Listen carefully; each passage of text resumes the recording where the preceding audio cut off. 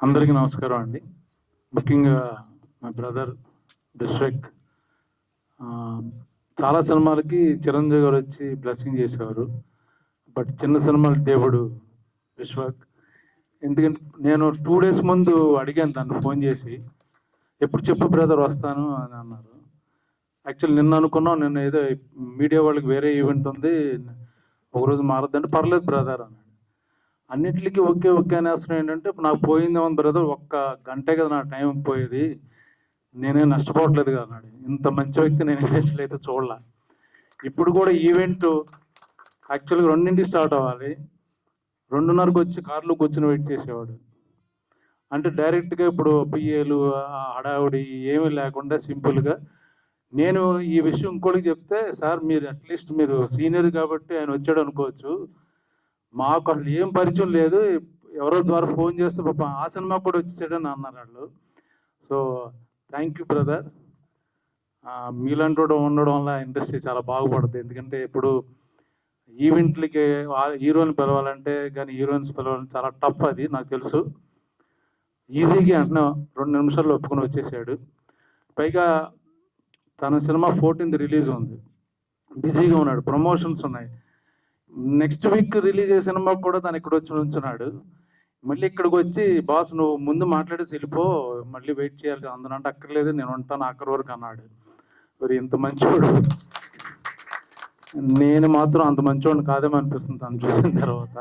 యాక్చువల్గా ఈ సినిమా గురించి చెప్పాలంటే డైరెక్టర్ నాకు 2 years బ్యాక్ వచ్చి ఐడియా చెప్పాడు.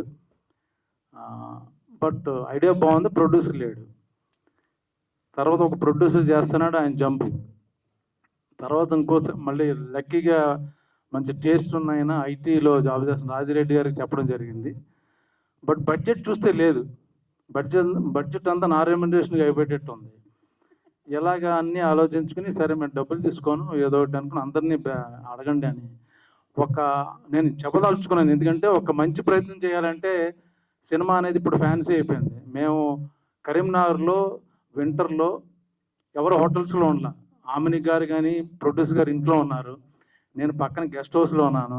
ఈ సినిమా క్యారవాన్లు వాళ్ళ, ఇప్పుడు క్యారవాన్ లేకపోతే చిన్న ఆర్టిస్ట్ కూడా అసలు ఎక్కడ ఉండేటట్లేడు. బట్ ఎవరు క్యారవాన్లు వాళ్ళ, కారులోనే బట్టలు మార్చేవాళ్ళం. మా ఇల్లు చూపించారు కదా, అక్కడే అన్నీ, అక్కడే పడుకున్నాం, అక్కడే లేచేవాళ్ళం.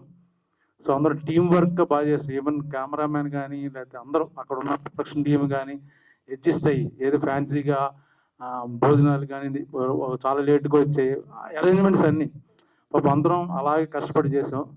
అలాగని మిగతా సినిమాలకి రెమ్యునరేషన్ రాకుండా నా దగ్గరికి ఎక్కువగా ఛార్జ్ చేస్తాను. ఈ స్క్రిప్ట్ బాగా నచ్చింది. నేను చేసే సినిమాలు నాకు పెద్ద సాటిస్ఫాక్షన్ లేదు, అంటే రెగ్యులర్ క్యారెక్టర్స్ పడుతున్నాయి, డిఫరెంట్ స్క్రిప్ట్, డిఫరెంట్ గెటప్. పైగా ఆమెని ఇలాంటి గారు ఆర్టిస్ట్తో సుధాకర్ రెడ్డి గారు వాళ్ళిద్దరి ముందు చేయడం నాకు చాలా కష్టమైంది. యాక్చువల్గా టు బీ ఫ్రాంక్, చాలా న్యాచురల్గా వాళ్ళు యాక్ట్ చేస్తున్నట్టు ఉంటుంది, మాట్లాడుతున్నట్టు ఉంటుంది, నేనేమో డైలాగ్ చెప్తున్నట్టు ఉంటుంది. సో ఆ మ్యాచ్ చేశాను అనుకున్నాను. బట్ నాకన్నా వాళ్ళిద్దరు డెఫినెట్గా మంచి బెటర్ ఆర్టిస్టులు బాగా చేశారు. అలాగే మిగతా వాళ్ళు అందరూ చాలా బాగా చేశారు ఇందులో. సో మంచి ప్రయత్నం, మంచి కథ, డిఫరెంట్ కథ, మీరు నచ్చితే చూడండి. మంచి సినిమా ఆదరిస్తారు. ఎప్పుడు లాస్ట్ టైం ఇప్పుడు బలగం ఆడింది తెలంగాణ బ్యాక్డ్రాప్లో. సో ఈ షూటింగ్ అంతా కరీంనగర్లో చేసాం. సో అందరికీ, వచ్చిన వాళ్ళందరికీ thank you very much. Thank you Brahmaji గారు, థ్యాంక్ యూ సో మచ్.